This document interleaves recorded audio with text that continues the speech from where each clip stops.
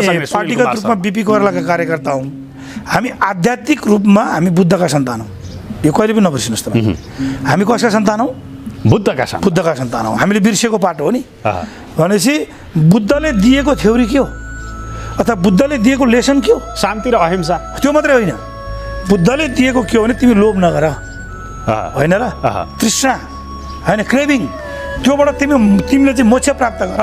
स्वयं 2000वटा द्वीप भएको राज्यको हुनेवाला राजाले राज्य छोडेर होइन म चाहिँ भिक्षा मागेर चाहिँ हिँड्नुभयो, होइन र दीक्षा दिएर हिँड्नुभयो।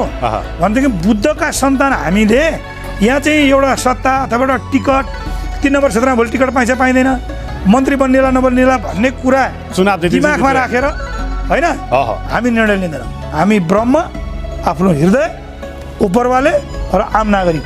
तल हाम्रो काने पोखरीमा होइन गिटी कुटेर बसेको, त्यो काने पोखरीको डिलमा मकै पोलेर बसेको, होइन रिक्सा चलाएर बसेको एउटा सामान्य किसान जो अहिले हलो जोतेर बसिरहेछ, उसको पक्षमा नागरिकको, आम नागरिकको पक्षमा अहिलेको राज्य सत्ता र यो सत्ताभित्र बस्नुभएको गृहमन्त्री या हाम्रो पार्टी सभापति या म स्वयं कसैले पनि उनको पक्षमा काम गर्यो कि गरेन भन्ने कुरा प्रधान हुन्छ।